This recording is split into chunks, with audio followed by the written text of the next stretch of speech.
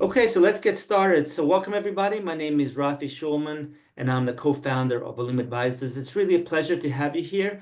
As you know, we've been doing these webinars for a long time, and every time we do it, I'm so amazed and inspired by people who are joining, people from around the world, from Israel, of course, and from around the world who are joining us. And we really are very excited to share with you some advice, words of wisdom, some guidance.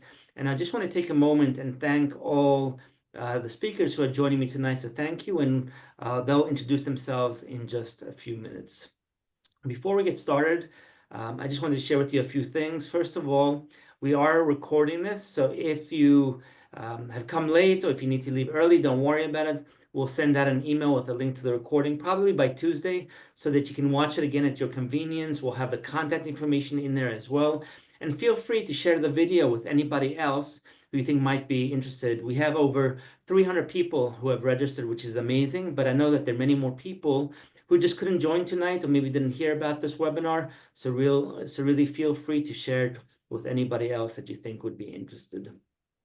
As we said, we are going to do a Q&A session at the end. So just you can type your questions in the Q&A box and then we'll get to them. We'll get to as many of the questions as we can. We also got a lot of questions when people registered, so we'll try and get to as many of them as we can. Just recognize that we're not going to be able to get to everyone's questions. And of course, in this webinar, we can't get into everyone's details and situations. And so we really want to encourage you to reach out to us. Let's schedule a one-on-one call with either Aaron or with Vered, and of course our Olim, who have graciously agreed to talk to you as well. And so you'll see my contact information, our contact information at the end. Reach out to us. Let's schedule a time to talk when it's convenient for you. Okay, so I just want to give everyone a very quick background about who we are, who is Olim Advisors, and why are we putting on these webinars? How can we help? And so if we go back in time to 2016, so over 8 years ago, we recognized that making Aliyah is an overwhelming process, right? For those of you who have made Aliyah, then you know this firsthand. There's so many decisions that one has to make, from choosing communities and choosing schools and finding homes and what to ship. And then when you get here, you have to deal with bureaucracy. It's a different country, it's a different language, it's a different way of doing things. And then, of course, the ongoing support and the ongoing challenges that one has to deal with. And unfortunately, what we saw is that a lot of people were saying, you know what, maybe I won't make Aliyah now. Maybe I'll make Aliyah when our kids have graduated, or maybe I'll make Aliyah when I've retired, or maybe I just won't make Aliyah at all, which for us was very unfortunate to hear. And so we wanted to do something about that. So what we did is we launched a very personalized service where we actually assign an Aliyah advisor to each one of our clients, and they guide them through the entire process, from the pre-Aliyah stage to dealing with bureaucracy to dealing with the ongoing challenges. And not only did we just focus on Aliyah, we also expanded our services to real estate, because a lot of people were coming to us and saying, you know what, I want to buy a home now. Maybe it's because I'm making Aliyah, or maybe it's because I want to make Aliyah down the road, or maybe it's for vacation home or for investment. Everyone has their own reason, but what people really told us is they wanted to connect with Israel. And especially after October 7th, this of course increased dramatically. And people were turning to us for advice because they're not familiar with the real estate market. They don't know who to work with and who to trust. And so what we do is we also assign a real estate advisor to guide you through the entire process, from finding the right communities and projects and homes, and introducing you to the right people. So the bottom line is, don't feel like you have to go through this process alone, whether it's making Aliyah or buying a home in Israel. That's why we're here, to really help reduce the stress, reduce the amount of time and effort that goes into it, and to really help you feel like you're going through this with somebody who will make the process as smooth and as quick as possible. Okay, so let's start on and move to the first topic, which is really the advice that I want to share for seniors who are making Aliyah.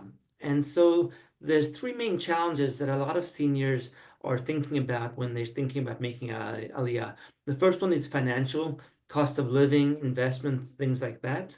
The second one is healthcare, right? Of course, how do you make sure that you have the right healthcare insurance? How do you make sure that you have access to the right medication, and so on and so forth? And the third concern is, where should we live? Where are good locations for seniors to live?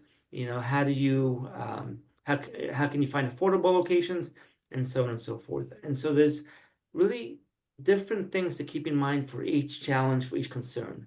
And so when it comes to the financial concern, and Aaron's going to talk about this in a moment, there are a few things to keep in mind. First of all, you want to create a budget.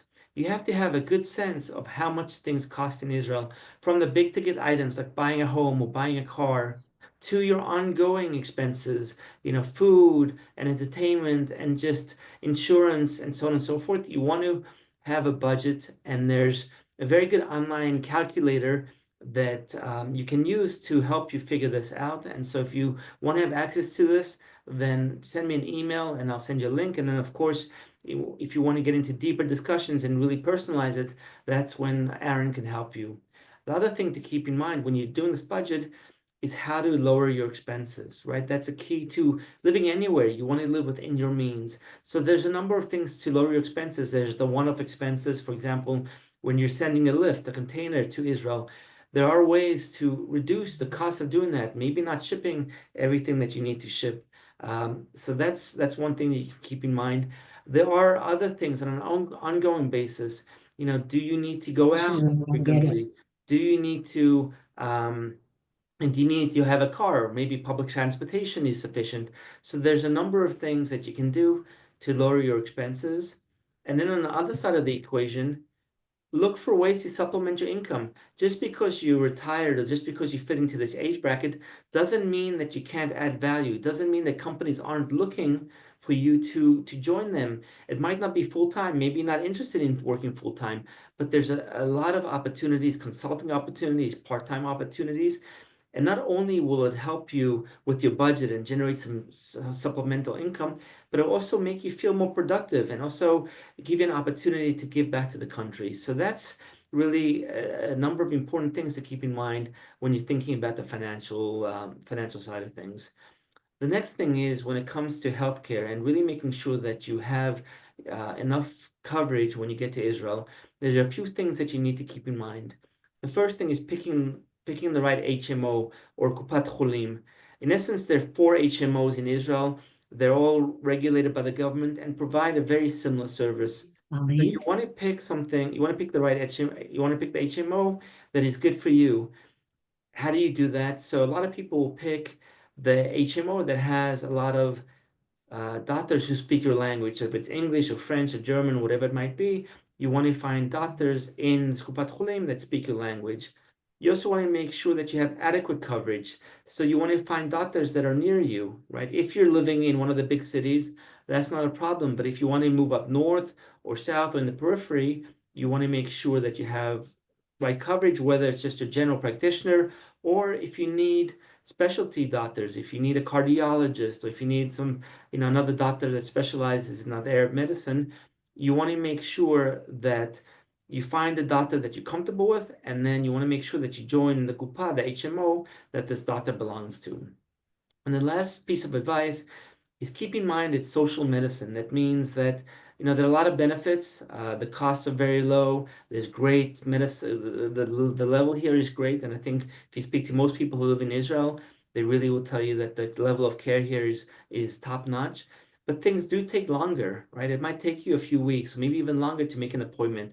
So be proactive. If you're making Aliyah, you want to search for your doctors. You want to keep that in mind. As soon as you get if there's certain appointments that you need, don't wait for the time to come up. Schedule in advance, and that will ensure that you can see all the doctors that you need to on a timely basis. Okay. And then the last thing is, where should you live? And for many people, for many seniors that we speak to, this is a very exciting time. It's a new chapter in their life. It's an opportunity to maybe live a lifestyle that you've always wanted to. And so what I tell people is close your eyes for a moment and think about what you want your lifestyle to be when you step out of your door. Do you want it to be an urban city where the supermarket and the restaurants and it's hustle and bustle and everything's within walking distance? Do you want to live by the beach? Do you want to live in Yerushalayim? Do you want to live in a house with a backyard? This is really an opportunity for you to think about it. Think about it kind of from your interests, but also very practically, right? If you want to go visit your kids and your grandkids and you don't want to drive, then you need to be near transportation. If you're still planning on working, then you need to be near employment opportunities. If you don't want to live in an area that's hilly, then you want to find an area that's flat. So there's a lot of factors that go into this. This is really just the tip of the iceberg, some of the main things that you can keep in mind. And of course, as I said before, if you want to get more details, more advice, reach out to me and I'll be happy to share it with you. Okay, so now we're going to switch gears a little bit, and I'd like to ask Natalie and Howard Joel to introduce themselves. If you can just share with everybody where you made Aliyah from, where you're living now, and then they have some wonderful advice to share with everybody. Hi, Howard and Natalie Joel from Johannesburg, or Howard and Natalie Yoel from Israel. We had always thought that one day we would come and make Aliyah and live in Israel. We used to go to the Tnuat Aliyah, which was the Israel department that what used to be called in Johannesburg many years ago. We made 2 trips to Israel and fell in love. However, the time never seemed right. Then our children arrived, the years passed, and we just didn't get going. Last Pesach, one of our daughters told us she and her children would be making Aliyah, and she had contacted the Israel Center in Johannesburg. Howard and I looked at each other and we thought, you know what? The time is now. Let's get going and let's find out about it ourselves. And that's what we did. After Pesach a year ago, we contacted the Israel Center. What incredible, caring, empathetic people they were. They were with us every step of the way. We decided with our daughter that we should come and scout out exactly what Israel is, because we hadn't been for so many years. And would it feel the same now that we were coming to live here compared to being a tourist? So we decided to come in July. There were no pilot tours, so we made our own. When we arrived, just before we arrived, we were told our visas had already come. So we applied after Pesach, and then end of June, we were told our visas had come. So we said, hold back on the visas. We're not taking Aliyah yet. We've got to know where we're going to live. And we came to Israel. South Africa is very blessed to have an organization called Telfed, which is for South African and Australian Olim, that have come to Israel, and they can contact with these people who are there to help us once we've arrived here. So I contacted somebody from Ramat Beit Shemesh. She was amazing. She was kindness personified. She set me up with people our age, wonderful, caring, amazing people. We got invitations to stay at them for meals, to get to know them. It was incredible. So we went there. Our daughter came along with us, but she went her route to see what she wanted to see, and we saw what we wanted to see. So we used Ramat Beit Shemesh as our base, as our hub, and we went around to Modi'in, to Jerusalem, and to various other places. Beautiful, beautiful places. And then we decided, such incredible people in Ramat Beit Shemesh, we're going to move there. The next step was to find somewhere to rent, and we were absolutely shocked at the prices of rent. We come from South Africa, where the rand is worth very little. And you can't get an apartment in Ramat Beit Shemesh for the price that you could get for one in Johannesburg. So then my daughter said to me, Ma, you used to be an estate agent, a realtor in South Africa. Why not become one in Israel? And then you can get extra income. You'll be able to work in there. So we thought, okay, we'll register for that. And I found a wonderful company and I started studying. But meanwhile, we thought, it's very expensive. How are we going to cope? But we'll cope. We loved it. It was beautiful. And we thought, we'll do it. Then your wonderful company had a miracle for us. You had a video, a webinar that said 3 cheaper places in Israel, and we watched it. And 2 of the places did not talk to us, but one of them, Harish, jumped out of the screen and said, come to us. We loved it. We just couldn't get over it. This place talked to us, and it just said, come to us, come to us. It just had everything. It ticked every single box that we felt was important to us. It had an Anglo community. It had an Anglo shul. It had a Dati community. It had people our age. It had a beautiful, even though it was a city, it is a city. It's got a beautiful foresty feel. It's 8 years old. It's a modern city, and it's everything. We discovered that we don't need a car. The transport here is amazing. Everything is laid out for us. So I still did my realtor course. I qualified. I'm a licensed realtor in Harish, but we don't have the stress. The rent in Harish is about a third of everywhere else. We are so happy here. The community is wonderful, warm, caring. There are WhatsApp groups for everything. You think about it, there's a WhatsApp group for books, for swapping, for whatever. Anyway, and also the municipality here, you always hear bureaucracy, blah, blah, blah, but the bureaucracy here we have not found to be an issue. The municipality was welcoming and wonderful. We found their link, we contacted them. They have accommodation that you can stay at while you're looking for somewhere or you're waiting for your furniture to arrive. We rented a beautiful, fully furnished apartment from them, and it was amazing. The bureaucracy of the people we've dealt with have only been wonderful. They wanted to help us. We don't speak Hebrew very well. We've only been here 6 months.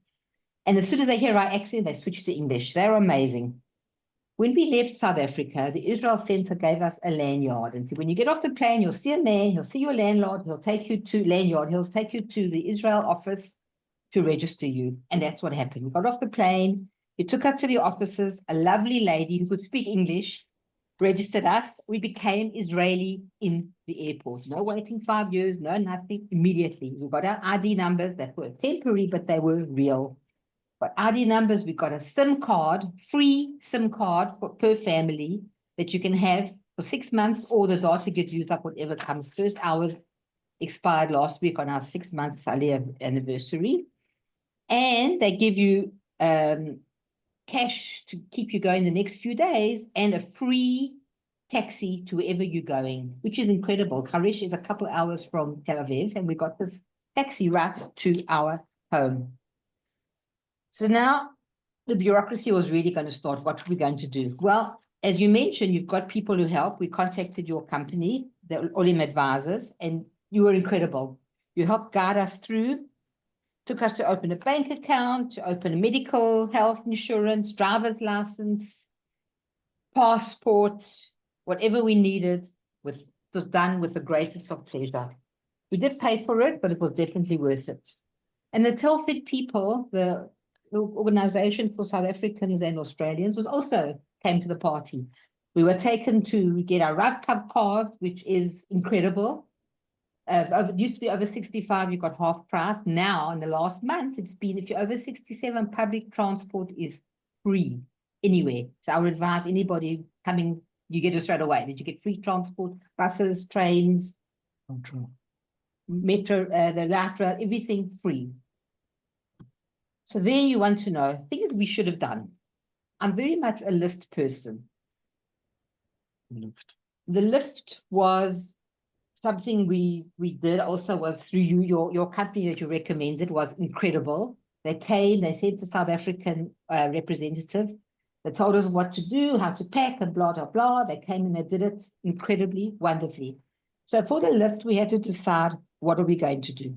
So first list is, what are you going to take with? You have to realize that the apartments in Israel are much, much smaller than, for example, South Africa. The whole apartment here could fit into my front garden. It's tiny. So you have to realize you cannot take with your beautiful, large dining room table. Won't fit. You have to be ruthless with your lists. You have to realize when you get here, you don't want to be disappointed and throw everything away. So go through what are you not going to take. Then decide what are you possibly going to take. South Africa, we can take with our air fryer, our electric frying pan, blah, blah, microwaves, because our electricity, the volts is very similar. But from people who've told me from America, it's not the same and it is an issue. So think very carefully. If you're not from South Africa or England, it's a problem. And then things that you're definitely not going to take, be very ruthless, decide they're not your life, you can get rid of them and move on. You have to decide, what am I packing on the lift and what am I taking in my suitcase? And what I should have decided was think. One thing I would say to people, what do you need between the time your lift goes and by the time you arrive? Can you pack it in your lift? And can you manage without all those clothes and books, all those things? And have less in your case and not have to leave stuff that you really wanted to take with behind. Also, you don't need to take a full lift. They were very kind to explain to us you can take a portion of a lift, which we did. We didn't take a big lift. We just took a little tiny bit of furniture, and I think it was about a third of a container. And that's it. And then they wait until that gets packed up and then it comes. Didn't take us long to get our container. So the bottom line is you're going on Aliyah. What an incredible decision. Where else in the world can you go to where you're accepted immediately, where people want to help you settle, where there are classes to help you integrate? Yes, Ulpan is really worth it. Give it a bash. Not just for learning Hebrew, but for seeing how people from the four corners of the world are all here. And we're not just strangers. We all become one big, beautiful family. Thank you. Thank you so much. Thank you. Okay, now we're going to move over to Vered Caspi, who works for myparents.com, which is a one-stop shop for for seniors, and they provide a lot of wonderful services and guidance. So Vered, up to you. Hi, everyone. Just a second.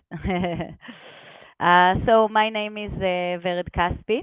I've been a senior care advisor for the last 12 years at My Parents, which is our website, myparents.co.il. Our service is completely free of charge as we receive our compensation directly from the facilities themselves. So for everyone who turns to us, it's completely free. I specialize in assisted living, nursing homes, and everything related to senior care and aging with dignity. So I'll start by the main challenges facing senior citizens in Israel. We live in a difficult country, although it's wonderful and the people are wonderful, and but still there is the war that's going on in here. And the senior citizens, we find them a lot of the time lonely. They don't have a lot of company or social environment which they can be with people in their own age. Um, so loneliness is something that is really, really, especially in elder ages. And there is often a short window of opportunity to move into assisted living in Israel, because in order to move to an assisted living in Israel, you have to be independent and clear-minded. Once you're not independent, then it's a problem because there is an admission committee and probably will not go through it and it will be not very nice. So whenever people are from 60 and above, they can go to assisted living. Assisted living is in Israel has many houses from Beer Sheva till Ginosar, which is near the Kinneret, and also all in the middle, near the sea, in a rural area or a city area. So we help people find whatever they want and in their budget. And assisted living needs a budget because you have to have money in order to move to it because there's no help from the government. So you need to have a pension and the house of your own. And if you don't have a house on your own, then you need to have high pension or savings, and then you can move to assisted living. So when we talk to someone, we help him understand which one is best for him. If in the area of money, which we need to know not to take him to a very, very expensive place, or wherever he wants, a rural area, a city area, a smaller place, a bigger place, whatever he needs. So I've been in that I've been working for 12 years, and from my experience, assisted living is a wonderful thing. I wish everyone could go to assisted living because the first thing that it's the solution it's for social isolation, because in assisted living you have people in your own age. You can find people who are doing the same things as you are, and also there is the health care, which there is a doctor in place or a nurse, and they make sure that everyone gets up in the morning and everyone is okay. And if someone is not answering the phone, then they go up to his apartment and see if he's okay. So it's a very, very um, how will I call it? I'm sorry that I'm stuck in the middle with words. Excuse No, me. it's good. You talk about comprehensive, maybe? Yeah, yeah, it's a very comprehensive, yes, environment. And as I said, there is a window of opportunity to do it, because after you get a little bit not independent, and I mean even a walker, or you need help, you need someone to wait out of the door when you're showering, but you need that someone so you won't fall, then you need not assisted living, but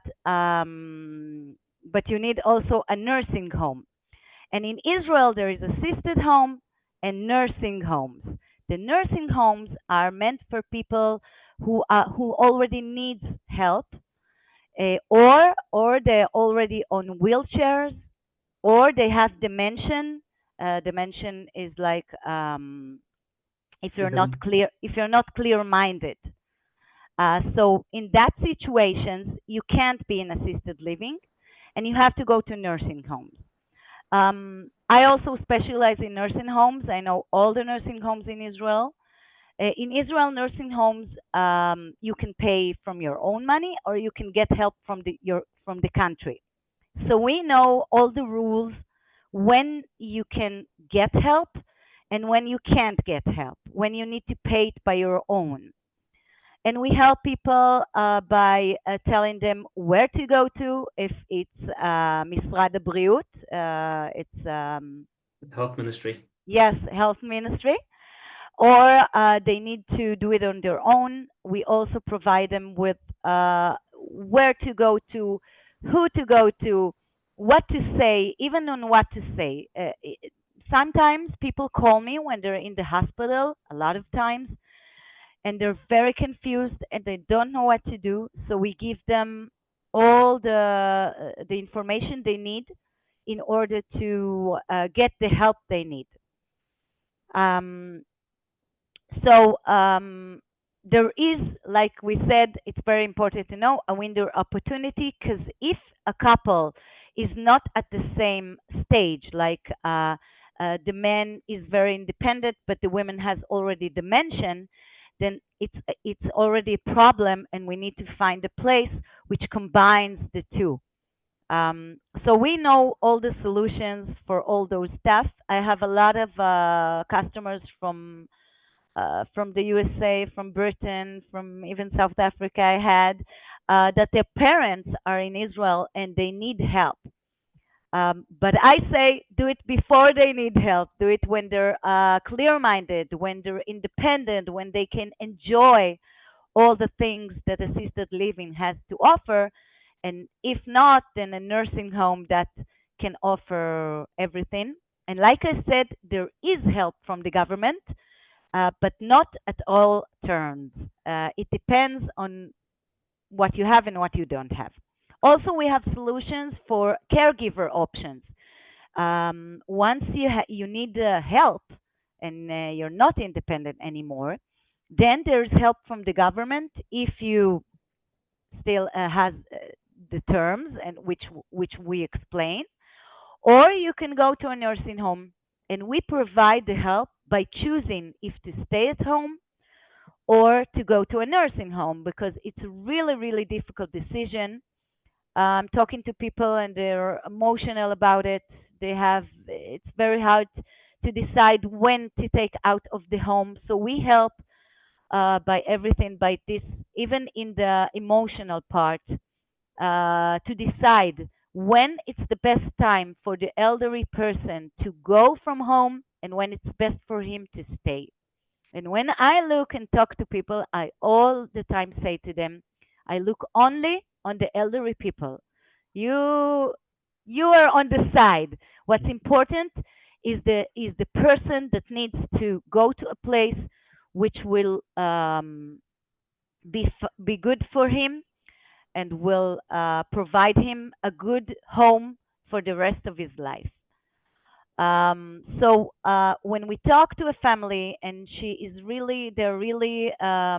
they don't know what to do, then we help them decide by asking a lot of questions. I have like WhatsApp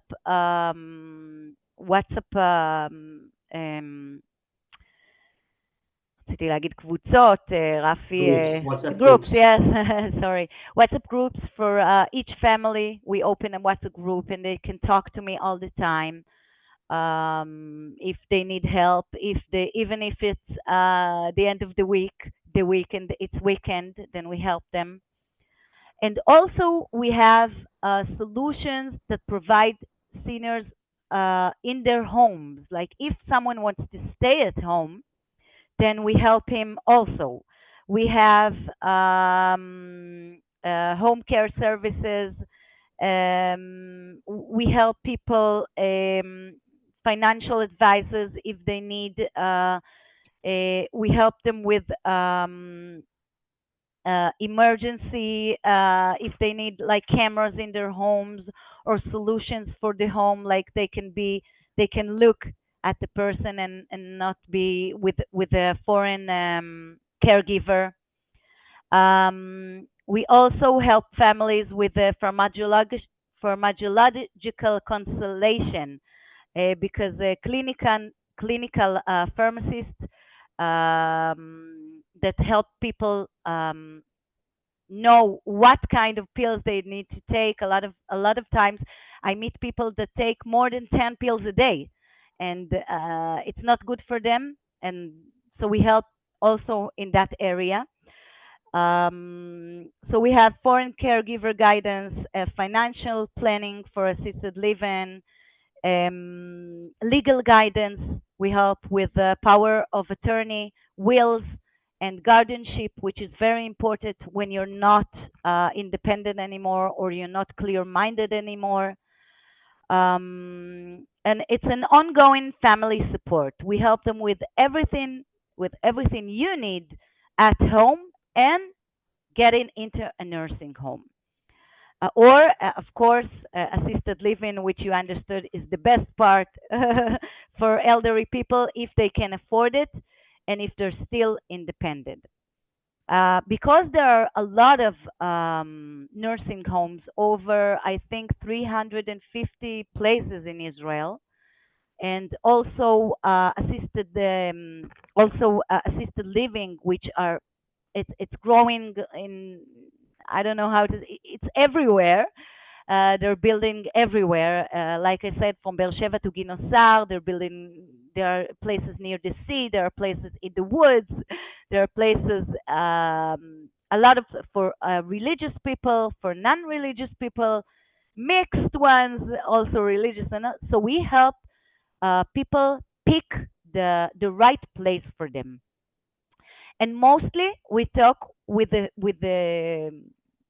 children of the people, but a lot of times we also talk to the persons themselves, to the elderly themselves that wants to go in assisted living. Um, I don't know if I didn't. So that's the main thing we do. We have people that speak English, so you can turn to us. And like I said in the first, we don't take money from people. So a lot of time I talk to people and help them, even if the company doesn't, get money from it, because we care about the elderly more than everything. And also my advisors know that's the attitude of the company, to help people. That's the first thing that is in our mind. And even if I can't help, even if it's a situation that's meant for the קופות חולים, which means how do you say? HMOs, right? Yes, HMOs. I learned that today.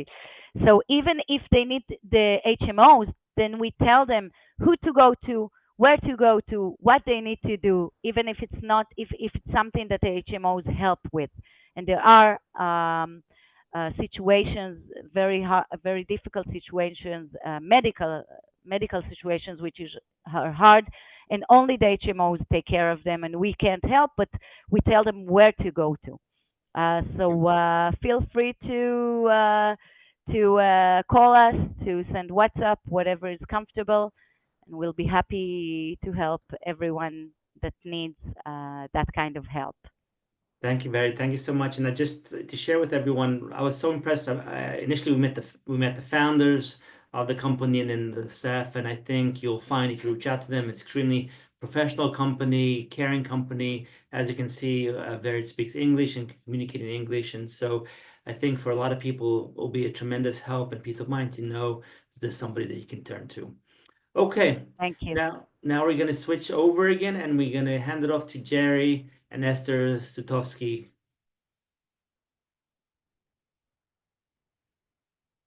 Jerry, just muted, so you can just unmute. Okay, just muted. Okay, just want to start off by saying it's never too late to make Aliyah. This is a dream of my wife and myself for over 50 years, and we decided finally, Higia Hazman, the time has come to fulfill our dream and come here. We started this process back in August 2023. We chose the community of Karmei which is a new community in Kiryat Malachi. We found this area, and we found the people here to be wonderful. They welcomed us with open arms. The shul that we have here is wonderful. The people are, like I said, are wonderful. And I can't say enough about the choices that we made. And if there is a place that if people are looking for a place, definitely try to investigate Karmei because it's new, it's growing, and it's really, really nice. Now we'll get to some of the practical things that we listed here. One of the things that we found was regard to the medical system. The medical system here is very different from the medical system in the United States. As you said, they're HMOs, and you have to choose the right one. Personally, we chose Maccabi Shali. That was the HMO that we were most recommended to take. But one of the things that we also recommended is that if you have medications, especially certain medications, make sure that you bring enough medications with you to start off with, whether it's 3 months, 4 months, 5 months, depending on what medications you can get from your pharmacy, have that supply with you. Another thing that we were told, and my advisor, or your paperwork, make sure you have all your paperwork in triplicate. If you need an apostille on it, get those apostilles. So all these papers need to be with you from the time you come and get off the plane. Go into that office to get your Tudat Sehut and Tudat Oleh and all the things that they give you there. And then when you have to go to open up a bank account, go get your driver's license, get the medical issues, the medical things set up. Have those papers with you. And again, make triplicates of everything. I'm going to have my wife talk a little bit now too. Okay, probably the best thing about making Aliyah is to be able to actually live out the song Bashana Haba'ah Neshevel HaMerpeset. We actually are sitting on the Merpeset, and we are actually counting the birds that go by, among many other things. My kids tease me that I'm somebody who plans not for plan A and for plan B, but for plan Z plus. I like to be prepared, and that's the best thing that you could do if you want to make a successful and peaceful Aliyah. 1, get a notebook, separate it into sections. What are you taking? What are you not? What are you expecting to buy? What are you looking for in a home? Are you going to rent before all of your stuff comes? What are you going to do when your lift doesn't come? We're waiting for hours. It has taken a vacation along Spain, Italy, whatever. It'll get here eventually. So know what you need to do. Know that you need to have a bed here. You know that you need to have some dishes or some paper plates. But chat pa'ami, the paper plates are expensive. So buy some cheap plates. Walmart, Target, they have it all for you. Know what you're going to need. If you're a reader, make sure you take books with you. If you're sending them only on the lift, you might go readerless for a while. Although the library, for example, in Kiryat Malachi is wonderful. They have a nice English selection, and we've made good use of it as well. Jerry spoke about the medical system. Underline that. There are medications that you will take that are not to be found in this land. If you have a good doctor, your doctor will go over and find adequate substitutes for you. But in the beginning, make sure you have a good several months supply of it. Make sure you know the size of your apartment if you bought one, or a house, or wherever, because the rooms, as our first speaker spoke, the rooms are much smaller than in the homes in America and South Africa. I've never been there, but I will take your word for it. You don't want to be tripping over the furniture. You also don't want heavy wood furniture. You want light wood, glass, some new cutting edge, but not big, heavy things. It doesn't fit, it doesn't work. For those of you into interior decorating and so on, it's just better that way. Make sure you know how to work all the Israeli things, the fans and the lights and the trisim, which are the wood things that go up and down. What? That metal, actually, yeah. They're metal now? Yeah. Okay, sorry. Oops, I thought they were wood. I guess they're metal now. That's why they're so heavy. In your notebook that I told you to get, make lists of all these things. And every time you think of something, don't say, I'll put it in later. Put it in now. If you don't want to carry around a notebook, they have these little notebooks. I don't have any on the table here right now. Put that in your daily purse or pocket or anything, and write what you have, and then transfer it into the other notebook so that you are organized, constantly organized. And I'll tell you, one of the best things that we did was to work with Olim Advisors. Personally, I'm adopting our advisor, so it might be difficult to get him. But he was wonderful, absolutely wonderful. I think we have the record from getting to the office where we got the Teudat Zehut to the time that we are now told that we are getting our Biometric. Teudat Zehut. So we can use that in the airports. Mayor was wonderful. Absolutely wonderful. And when we went into the Misradim, where we were told also, be careful, Israeli Pakidim, he was great. And when they heard that we spoke English, they started going, whoosh, and Hebrew, they started going whoosh, like that so fast. He was right there to help settle them down and speak at our speed. I'm trying to think what else. I appreciate it. Esther, I'm sorry, we just, in the interest of time, I think. Yeah, I know. I just want to make one more point, Yeah, Rafi, if please, I Jerry. can. Okay, this is regarding to legal issues. It's strongly advised that if you have a will in America, not just that you also have a will drawn up in Israel. We have an attorney in Israel who we've used, so that we have a will in America and we have a will in Israel, so that you cover both bases, and it's important to do that. Otherwise, your estate will have to go into probate here, and that is one big problem. Right. So get yourself a good lawyer who can either do both, or one who's licensed here and one who's licensed here, and let them talk with each other. That's what we've done. Great.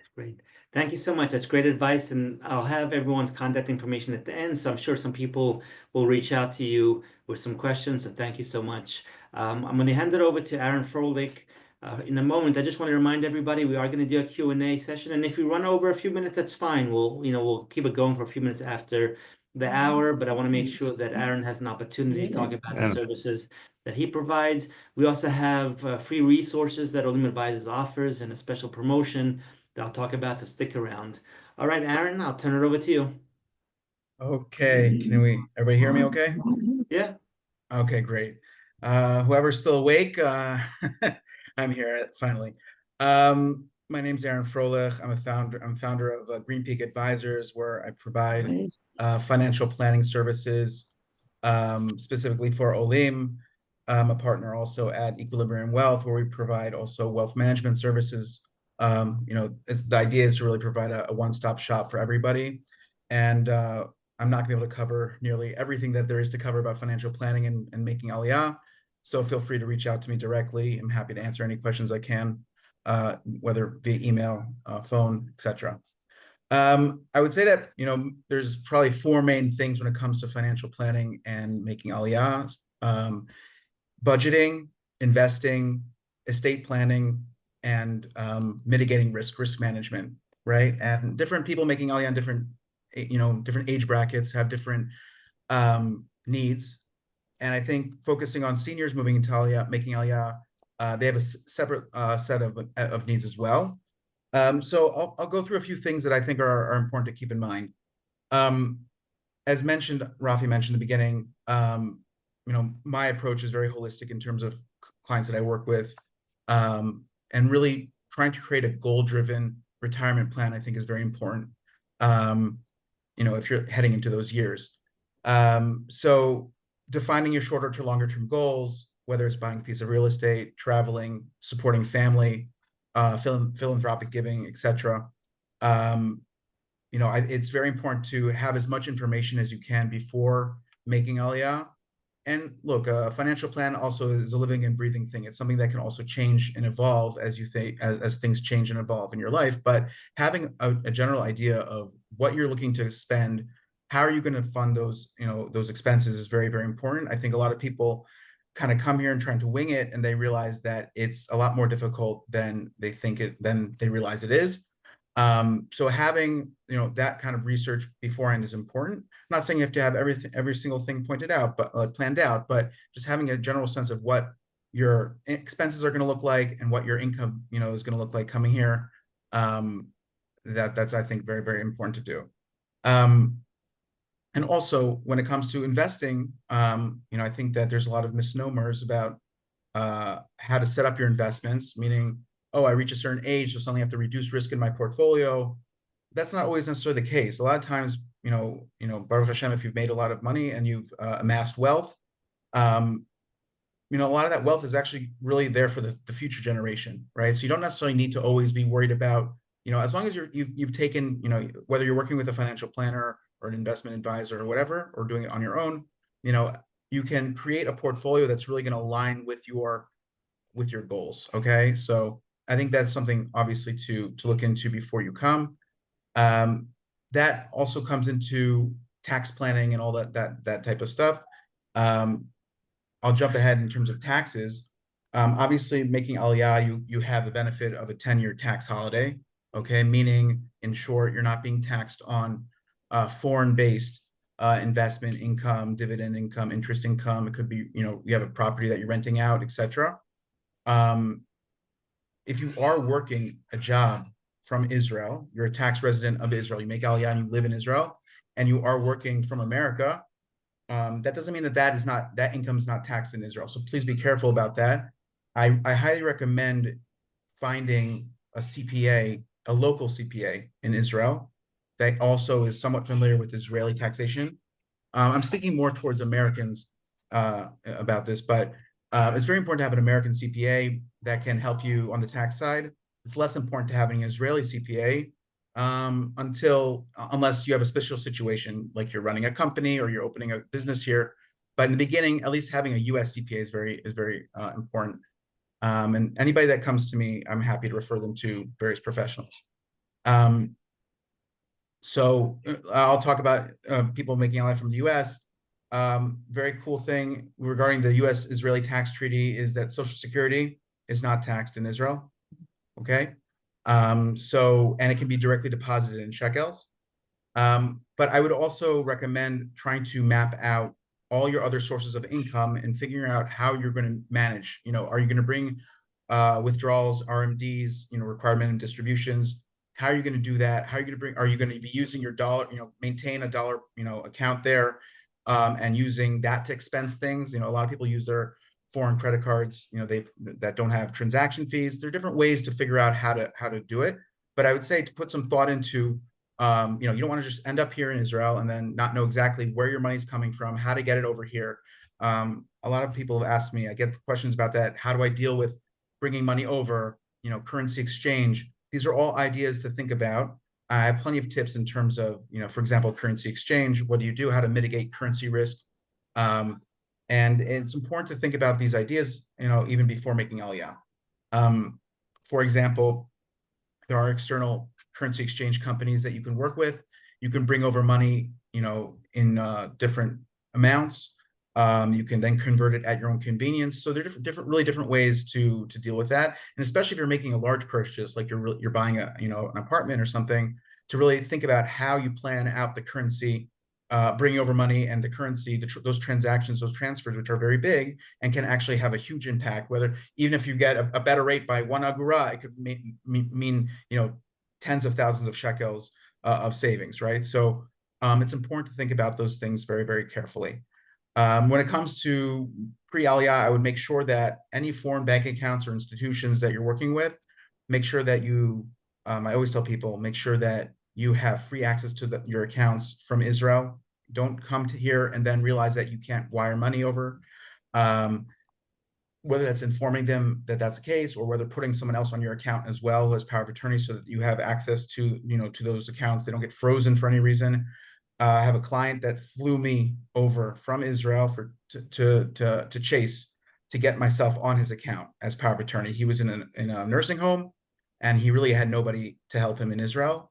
No family, nobody. And I flew there just to get my name on his account.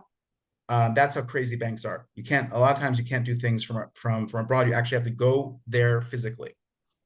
So make sure you have all those things taken care of before you make Aliyah. Also, I've noticed over the last decade, 15 years, that a lot of financial institutions in the United States, at least, are showing people the door when they make Aliyah. So you might have had a relationship with a financial advisor for 25 years, 30 years, and suddenly for compliance reasons, once you're a US taxpayer, but you've made Aliyah, you're not a resident anymore, they can't offer their services for you.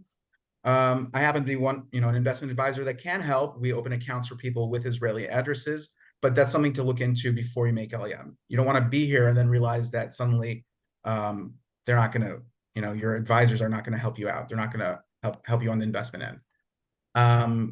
Raf, you want to go back one Yeah, slide? of course. Okay. Touching upon estate planning, really, really, really important. It was already mentioned, to think about estate planning. Obviously what you want, to be your legacy, how you want to divvy up your assets, etc.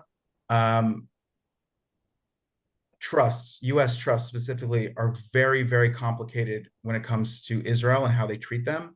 It's very, very important that if you have trusts and or you're thinking about making a trust or creating a trust, it's very important that you get the right, proper professional advice. I've dealt with a number of cases, and it really involves, special thinking about that.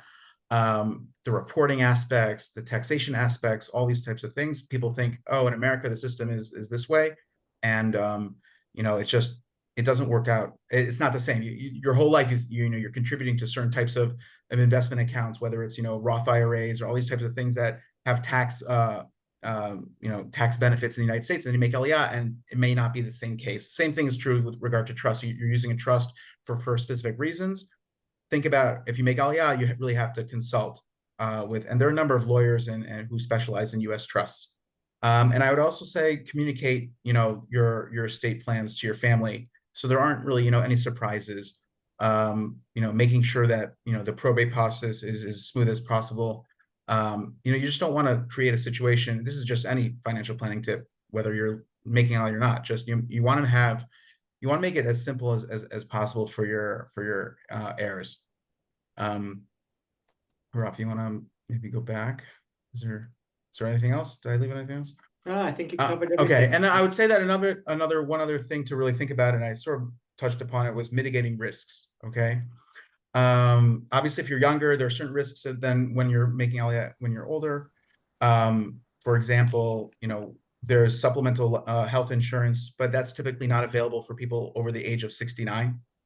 And the reason why supplemental health insurance is important, I'll speak 1 minute about it, is that you're able to get coverage for some major catastrophes that could happen, whether it's a transplant or medications that are very expensive that are not included in the basket of medications covered by the government.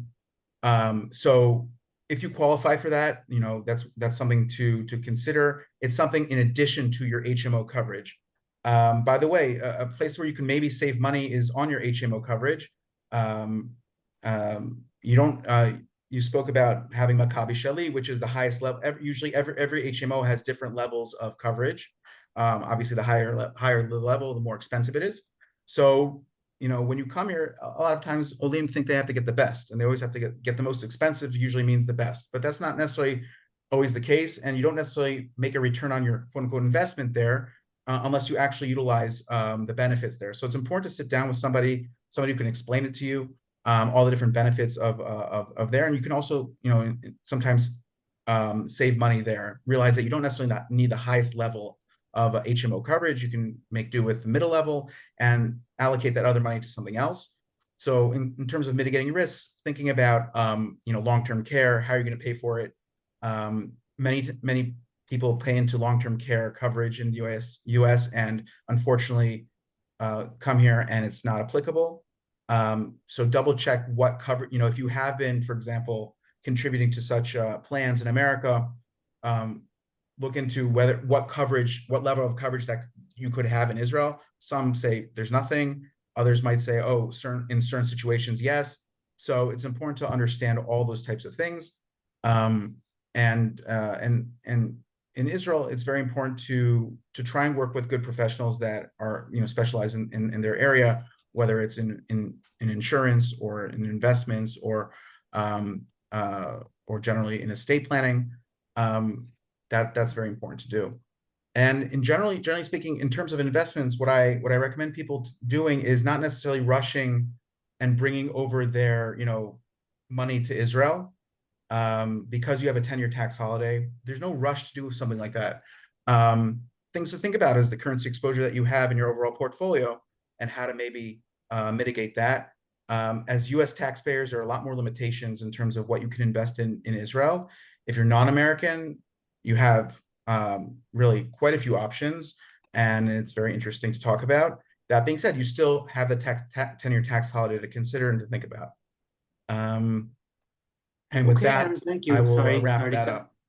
That's fine. Sorry to cut you off, but I think that you know, that was very helpful, and of course, this topic is a very in-depth topic. So I do encourage everyone to reach out to Aaron and, you know, and talk about your specific situation. So I'd like to just wrap up before we get into the questions, and we'll just stay on for a few more minutes. So in terms of free resources, there's a lot of resources that we can provide. So you can just email me from tips and Facebook groups and WhatsApp groups, healthcare WhatsApp groups, real estate WhatsApp groups. There's a lot of free resources. So just email me and I'll give you the links to join. We also are offering a limited time promotion. So anyone that signs up at the end of the month can get 15% discount off of our comprehensive Aliyah packages.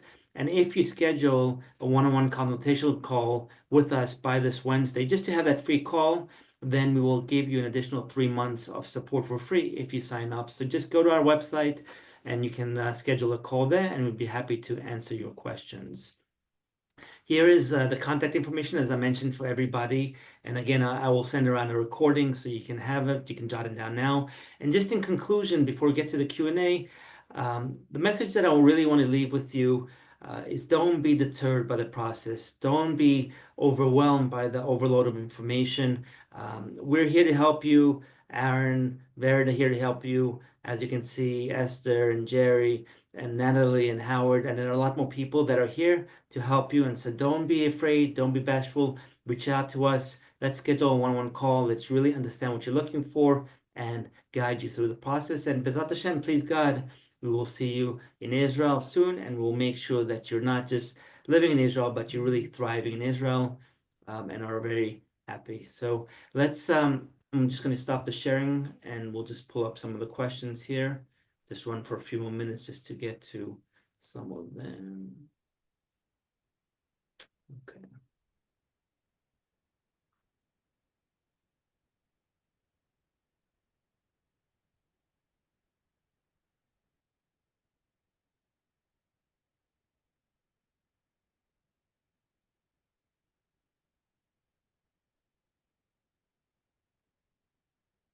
There's a question here about Tzfat specifically. Somebody wants to know if there are assisted livings in the Tzfat area. Oh, no, no. The only place in the north is Ginosar. Then there's Haifa. That's it. For Okay. assisted living, yes. Okay. Jerry and Esther, somebody was asking about the place that you're living, so it's Karmei HaNadiv.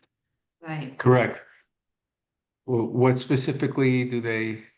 They just wanted us to repeat it again because they didn't Okay, catch it's it the first called time around. Karmei HaNadiv. It's a new neighborhood. It's, I guess, a suburb of Kiryat Malachi. It's That makes it popular. and it's an Anglo mixed population, and buildings were put up, I would say, over the last 3 years. So the buildings are all fairly new, Right. and there's a Okay. lot more buildings being put up as I speak with you. So but it's a beautiful, beautiful neighborhood. I would urge everybody who wants to come and check it out. Okay, great. And then there's the one was just to repeat also where Natalie and Howard are staying, and they're staying in Harish. There's a question here about traveling back and forth, right? So a lot of people make Aliyah, but their kids and grandkids are still in the States, or UK, or wherever they've come from, or around the world. And the answer is you can absolutely do that. There's no law that restricts you from going back. You do need to keep in mind that from a healthcare point of view, they will look at two things, and this is a recent change that was made that's very important, that they will look at where your center of your life is, which means they're going to look at where you own a home or where you're living, right? So that's keep that in mind. It's no longer just the amount of time you spend in Israel, but where you own a home. So if you own a home in Israel, that's a big point in your favor, especially if you don't own a home outside of Israel. And then also they'll look at the amount of time that you're spending. The benchmark number is half a year or 183 days, but it's not set in stone. So you need to just be aware that it is to some extent gray area, but those are the two main criteria that they're talking about, that the government's looking at. Okay. There's a question about maintaining U.S. bank accounts and two-factor authentication. I use Google Voice and it works. Aaron, I'm sure you have clients that do that as well. I use text now. Okay. I think you just need to double check with your institution. There are definitely solutions around it. Right.